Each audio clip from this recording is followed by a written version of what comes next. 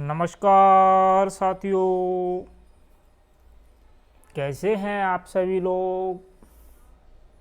मैं आशा करता हूं कि आप सभी लोग बहुत ही अच्छे होंगे। जुड़ जाइए आप हमारे JF लॉ क्लासेस पर, जो आप सभी के लिए IPC के वीडियो लेक्चर निःशुल्क उपलब्ध कराए जा रहे हैं। तो IPC के वीडियो लेक्चरों को आप सभी सुनना ना भूलें, क्योंकि यह वीडियो लेक्चर आप सभी के लिए बहुत ही उपयोगी है। चाहे आप न्यायिक परीक्षाओं की तैयारी कर रहे हो या ना कर रहे हो, क्योंकि आप सभी को कानून का ज्ञान होना आवश्यक है। तो ये वीडियो जो न्यायिक परीक्षाओं की तैयारी नहीं कर रहे हैं, उन सभी के लिए भी ये बहुत ही उपयोगी है।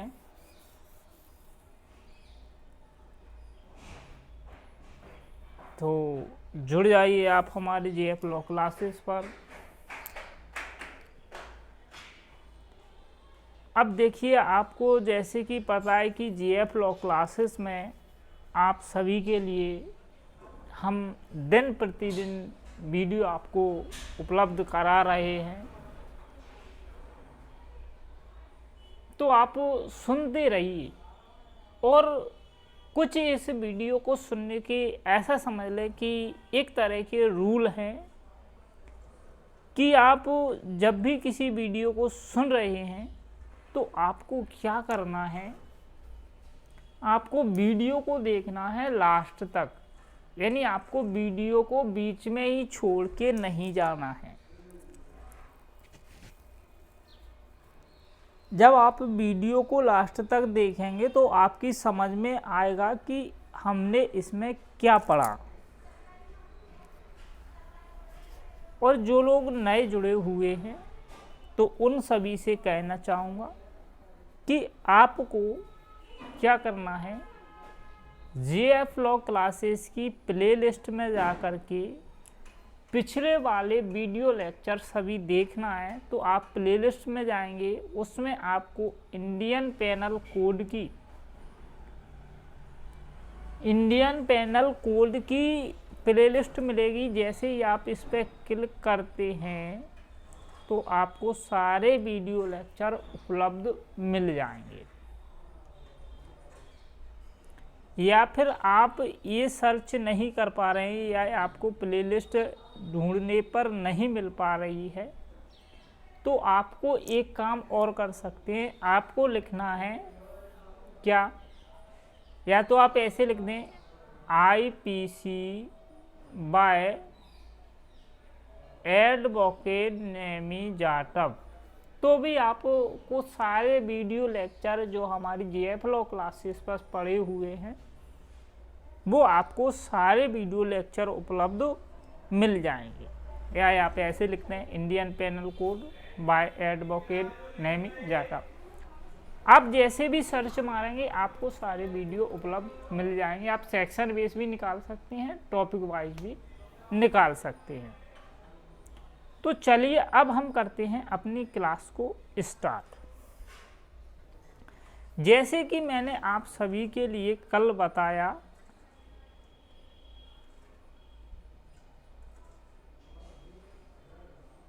जैसे कि मैंने आप सभी के लिए कल वीडियो में बताया कि किस प्रकार से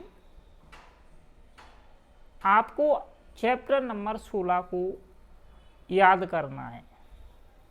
जो चैप्टर नंबर 16 है, किस तरीके से आपको याद करना है, किस किस कैटेगरियों आपको इस अध्याय को बांटना है।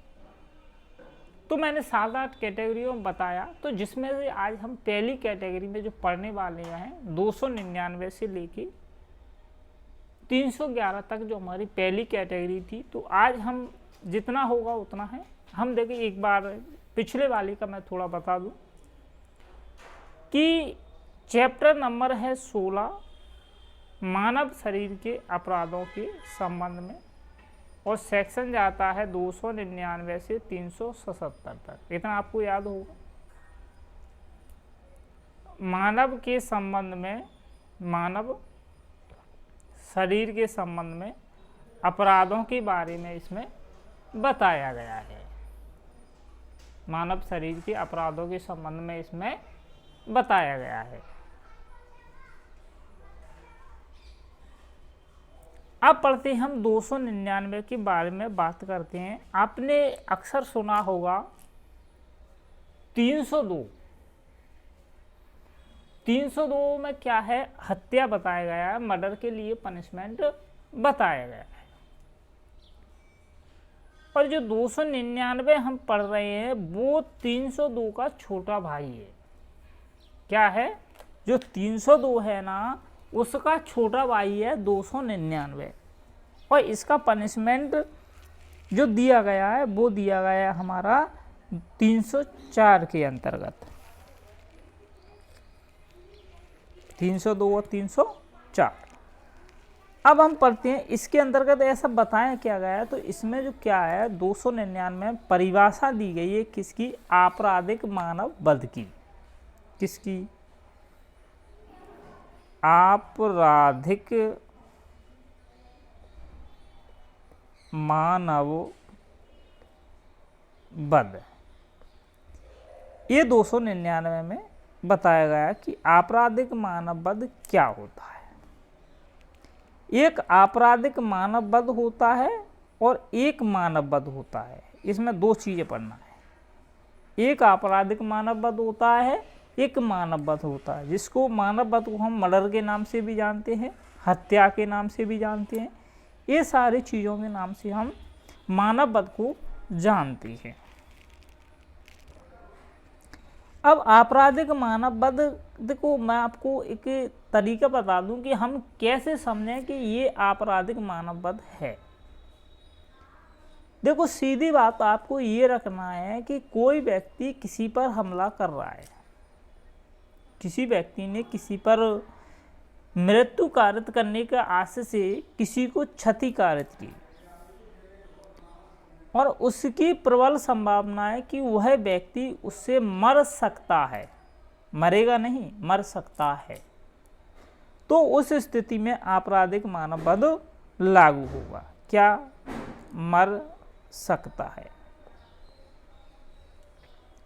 अब देखो इसकी हेडिंग क्या कहती है। अब आप अंदर मैं आपको पढ़ के चलूँगा, फिर इसको आप ऐसे नहीं समझ सकते कि आज पहले ही लेक्चर में समझना है। आपको 299 पढ़ना पड़ेगा, 300 पढ़ना पड़ेंगे, फिर इसके अपवाद पढ़ना पड़ेंगे, स्पष्टीकरण पढ़ना पड़ेंगे। जब 299 और 300 दोनों खत्म हो जाएंगे, यानी जो वीडियो लेक्चर जितना भी लंबा जाता है, एक वीडियो लेक्चर में, दो वीडियो लेक्चर में, तो आपको समझ में आसानी से आ जाएगा। तो अब आपको छोड़ने की गुंजाइश नहीं है जब तक कि 299 और 300 खत्म ना हो जाए। चलिए अब आप लगाइए दिमाग, यहाँ पर बिल्कुल कंसंट्रेशन के साथ आप बैठ जाइए। इसकी जो हेडिंग कहती है वो कहती है कि जो कोई व्यक्ति, कौन, कोई व्यक्ति, कोई व्यक्ति किसी की मृत्यु कारित करने के आशय से क्या कर रहा है, मृत्यु, किसी व्यक्ति को ऐसी शारीरिक क्षति पहुंचाता है कि उसको ऐसा लगता है कि इस शारीरिक क्षति से उस व्यक्ति की मृत्यु कारित हो जाएगी। यानी एक संभावना है कि किसी व्यक्ति को क्षति कारित की जाए इतनी कि उस व्यक्ति की मृत्यु हो जाए, ऐसा उसको ज्ञान में है या विश्वास है, तो ये आपराधिक मानव वध के अंतर्गत आता है। अब आप उदाहरण पढ़ेंगे तो इसके उदाहरणों में आपकी समझ में आ जाएगी। आपको सिर्फ इतना याद रखना है कि आपराधिक मानव वध है वो कहाँ है, 299। 299 में पनिशमेंट नहीं दिया गया, याद रखना। 299 में आपराधिक मानव वध को परिभाषित किया गया है, बताया गया है कि आपराधिक मानव वध होता क्या है। अब देखें आप इसके दृष्टांत। क्योंकि आपके पास जब तक दृष्टांत आप नहीं पढ़ेंगे तब तक आपकी समझ में नहीं आएगा कि आपराधिक मानववध को हम कैसे अप्लाई करें। अब देखिए, आपराधिक मानववध का यह पहला दृष्टांत, यदि आप सभी के पास बियर एक्ट है, पेन कॉपी है, तो आप निकाल के बैठे हैं और आप 299 निकाल लें, और उसका मैं पढ़ रहा हूँ आज उदाहरण नंबर पहला। उदाहरण नंबर आप पहला सभी लोग निकाल लें। इससे क्या हुआ कि आपकी समझ में, लैंग्वेज तो समझ में आती नहीं है, तो मैं आपको सरल तरीके से समझाऊंगा और आप उस पर पेन कॉपी लें और रजिस्टर पर जैसे मैं लिखता जा रहा हूँ ऐसे आपको लिखते जाएं और आप पढ़ते जाएं, तो आपकी समझ में आसानी से आ जाएगा। अब इसमें कहा कि का एक गड्ढे पर, कौन, लिखो कौन कर रहा है काम, का एक गड्ढे पर लकड़ियां और घास इस आस से बिछाता है। का एक व्यक्ति है और ये मान लीजिए खा है, तो खा क्या है, एक गड्ढा है, एक गड्ढा है। अब इस गड्ढे के ऊपर क्या किया, का ने ये लकड़ियां बिछा दी, ऐसे ये क्या कर दी, लकड़ियां बिछा दी। फिर उसके ऊपर डाल दिया घास, ऐसे ऐसे घास इसने डाल दिया इस गड्ढे के ऊपर, ठीक है। अब इसने इस घास और लकड़ियां को डाला और ऊपर से इस पर डाल दी मिट्टी। जैसे ये सारे काम कर ले, तो उसके पश्चात इस व्यक्ति ने ऐसा इसलिए कहा कि किसी व्यक्ति की मृत्यु कारित हो जाए। किसी व्यक्ति यानी उसने किसकी मृत्यु करने के लिए, या की, का या को मारना चाह रहा था। इसकी मृत्यु कारित करने के लिए इसने क्या किया, इस गड्ढे पर लकड़ियां और घास को इस हाथ से बिछाया कि यदि या इसमें गिरेगा तो उसकी मृत्यु कारित होना निश्चित है।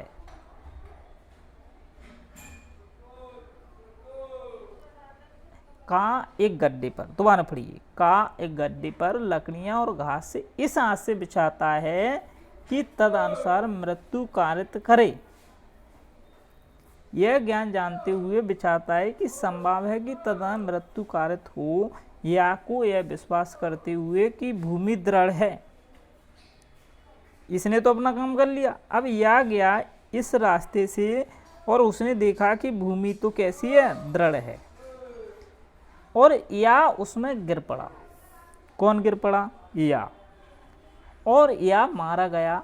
तो ये ने जो अपराध किया है, देखिए ये ने जो अपराध किया है वो आपराधिक मानववध का अपराध किया है, यानी 304 के अंतर्गत से इसको दोषी माना जाएगा। यानी जो पनिशमेंट दिया गया है वो 304 में दिया गया है, यानी जो परिभाषा है वो 299 के अंतर्गत आती है।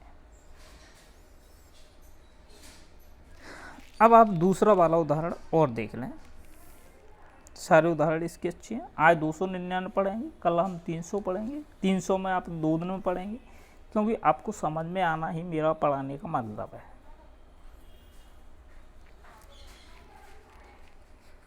अब दूसरा उदाहरण क्या कहता है, निकाल ले खा नंबर का, कि का जानता है। कौन जानता है भाई, का, कि या झाड़ी के पीछे है। कौन झाड़ी के पीछे है, या क्या है, झाड़ी के पीछे है, लेकिन खा नहीं जानता।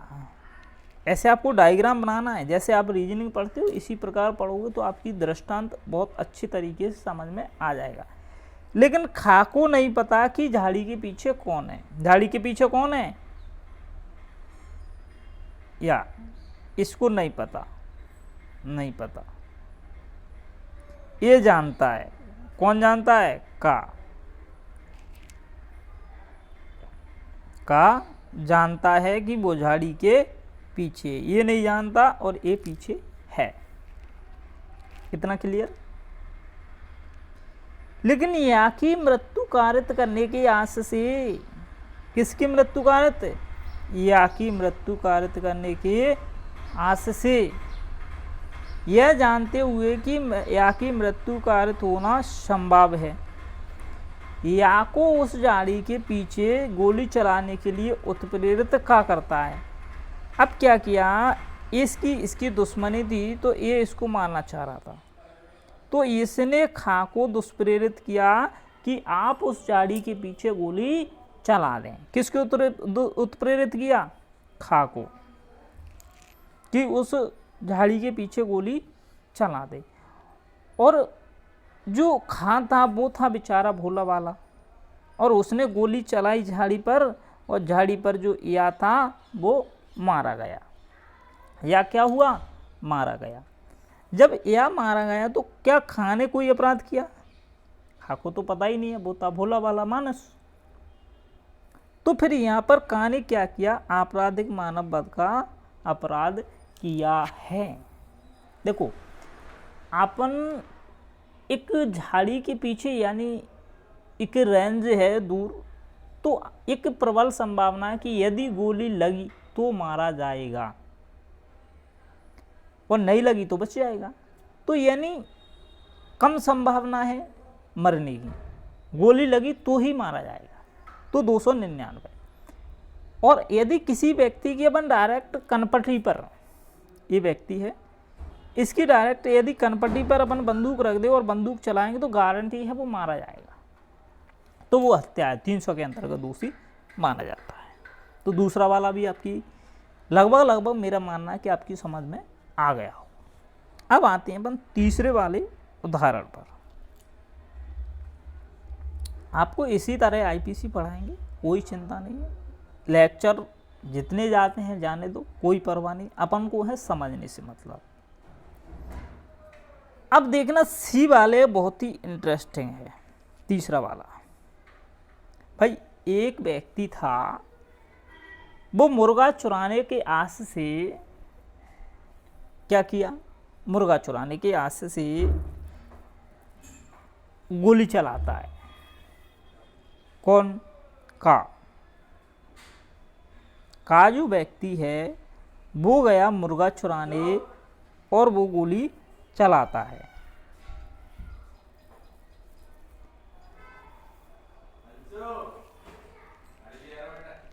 जब उसने गोली चलाई तो गोली वो चला रहा था मुर्गे पर, और वो गोली लग जाती है जाकर किस पर?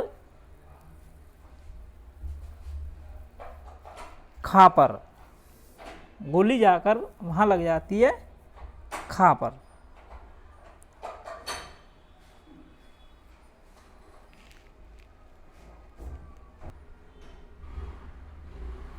एक इसको दोबारा देख लो आप, मुर्गे वाले को। तीसरा उदाहरण थोड़ा इसमें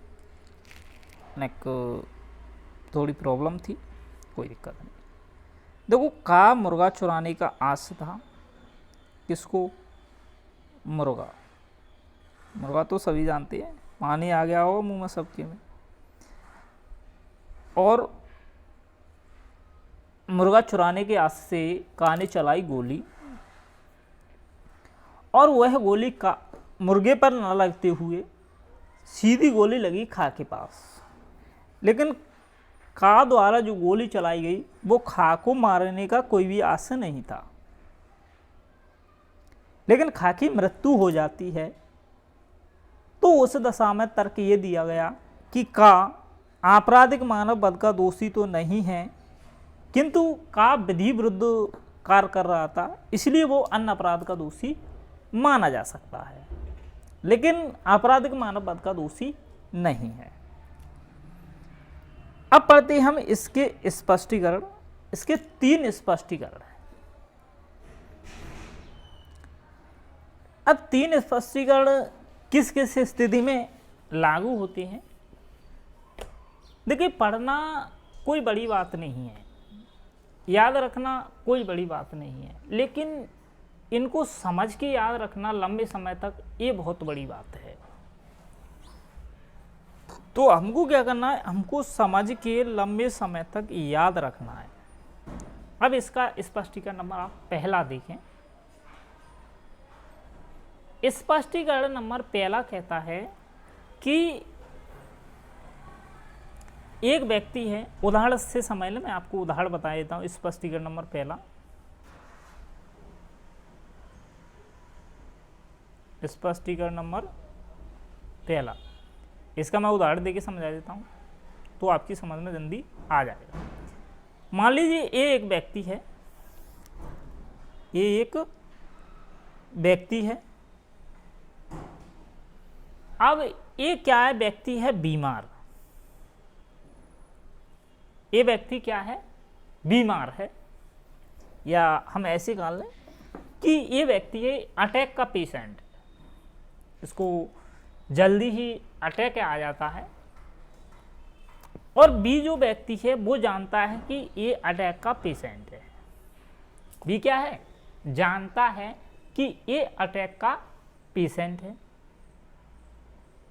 और ये ने उसको जानबूझकर ए को, बी ने सुनाई किसको, ए को, बी ने सुनाई किसको, ए को जानबूझकर ऐसी घटना सुनाई जिससे क्या उसकी मृत्यु कारित हो जाए।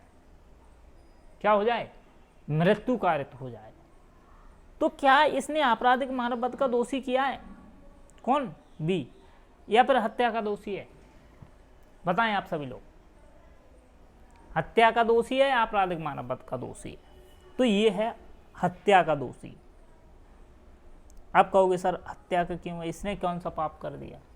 देखो इसने क्या है, इसको पता था कि वो अटैक का है, पेशेंट है, और अटैक के पेशेंट को उसने मृत्यु कारित करने के आज से ही उसको सूचना दी है। और यदि इसको मालूम नहीं होता कि ये व्यक्ति अटैक का पेशेंट है और इसने जानबूझकर नहीं, ऐसी सूचना दी कि इसकी जानकारी में आई ये दूसरे से मित्र हैं और ऐसी जानकारी में आई कि ये घटना सही है और इसने जानकारी दी, तो ये आपराधिक मानव वध का दोषी हो सकता है, लेकिन होगा ये आवश्यक नहीं है।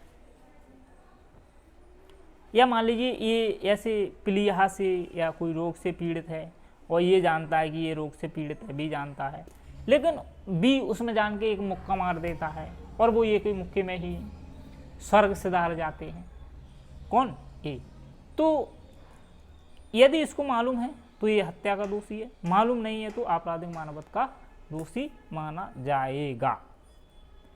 तो पहला उदाहरण आपको समझ में आ गया। अब मैं इसको पढ़ के बता देता हूं, निकाल लीजिए आप अपने बियरक्ट में, कि वह व्यक्ति जो किसी दूसरे व्यक्ति को, किसको, दूसरे व्यक्ति, एक व्यक्ति दूसरे व्यक्ति को, जो विकार यानी बीमार है या रोग से या अंग शैथिल्य किसी से भी ग्रस्त है तो और शारीरिक क्षति करता है तो मृत्यु का दोषी माना जाएगा। अब आता है दूसरा वाला, दूसरा स्पष्टीकरण देखें। मान लीजिए, स्पष्टीकरण लिखो पहले तो, स्पष्टीकरण नंबर 2 देखिए, ए क्या है, ए बी को मारता है, ए ने मारा बी को, किसको, बी को। बी में मान लीजिए एक फस्सा दे दिया या फिर कोई बंदूक दी, गोली लग गई बी को, मृत्यु कारित करने की आस से तो देते ही हैं, तो दी। लेकिन ए क्या था, थोड़ा कमजोर दिल वाला था, ए ने गोली दे दी उसमें और कमजोर दिल वाला था। लेकिन जो बी था वो बहुत तो तगड़ा व्यक्ति था और उसकी हाल की हाल मृत्यु ना होते हुए वह क्या है, फड़फड़ाता है और मतलब इतने टाइम तक रुका रहता है, कम से कम 1-2 घंटे तक। यदि उसका इलाज हो जाता या उसकी जो गोली निकल जाती तो बी बच जाता, बी क्या हो जाता, बच जाता। अब जब बच जाता तो भाई ए का दिल का सही था, गोली तो लग गई उसमें, लेकिन ये ले गया उसको हॉस्पिटल गोली लगने के पश्चात, और बी जो है हॉस्पिटल में जाते हुए जैसे ही पहुंच जाता है तो उस समय बी के प्राण निकल जाते हैं। तो ए ने जो अपराध किया है वो आपराधिक मानव हक का अपराध किया है। अब मान लीजिए बी वहीं तत्काल निपट जाता, तत्काल स्वर्ग सिधार जाते, तो फिर ये हत्या के दोषी होते। और यदि वहीं 1 घंटे तक छोड़ जाता और ये उसको उठा के नहीं लाता तो भी ये हत्या के दोषी माने जाते। अब आते हम इसके तीसरे वाले स्पष्टीकरण पर। तीसरा स्पष्टीकरण बहुत ही अच्छा है, स्पष्टीकरण नंबर 3। राइटिंग अच्छी नहीं है, कोई दिक्कत नहीं है। अब देखिए स्पष्टीकरण नंबर 3 सभी निकालना है। देखो स्पष्टीकरण नंबर 3 में ये कहता है, मान लीजिए कोई शिशु है और वो माँ के गर्भ में है। क्या है? एक शिशु है और माँ के गर्भ में है। काय में? गर्भ में। और जब तक वो गर्भ में है तब तक कोई गर्भपात हो जाता है तो वो आपराधिक मानव वध नहीं है, तब तक तो वो कुछ नहीं है, फिर वो गर्भपात में चला जाता है। जैसे ही मान लीजिए बच्चे का पैर निकल आया या हाथ निकल आया या सिर निकल आया, यानी कोई भी पार्ट निकल आया और उसके पश्चात उस बच्चे को मार दिया जाता है तो आपराधिक मानव वध का दोषी माना जाएगा। किसका? आपराधिक मानव वध का दोषी माना जाएगा। तो आज आप सभी को 299 समझ में आ गई होगी, और यदि आपको समझ में आ गई है और वीडियो आपको पसंद लगी है तो वीडियो को लाइक कर देना। और अगर फिर भी कोई समस्या है या कोई समझ में नहीं आया कहीं भी तो आप कमेंट करके बता सकते हैं। और एक बार मैं फिर कहूँगा, जो लोग नए जुड़े हुए हैं और उन्होंने पिछले वाले वीडियो नहीं देखे तो आपको JF लॉ क्लासेस पर जाना है। वहाँ आपको प्लेलिस्ट मिल जाएगी इंडियन पेनल कोड की, तो आपको सारे वीडियो लेक्चर एक एक तरीके से क्रमबद्ध मिल जाएंगे। और आप JF लॉ क्लासेस की फैमिली के सदस्य हैं तो आपको कर्तव्य ये बनता है, जिन लोगों ने चैनल सब्सक्राइब नहीं किया है वो चैनल को सब्सक्राइब कर लें, और जिनके पास नोटिफिकेशन नहीं आया है वो एक घंटी सी दी हुई होगी उस पर दबाएं, और आपको जैसे ही उस पर ऑल नोटिफिकेशन पर क्लिक करेंगे तो आपको सारे नोटिफिकेशन मिलते रहेंगे। आपको वीडियो को देखने का इंतज़ार नहीं करना कि वीडियो कब अपलोड हो रही है। तो आप सभी ने हमारी इस वीडियो को पूरा देखा, आप सभी के लिए बहुत बहुत धन्यवाद।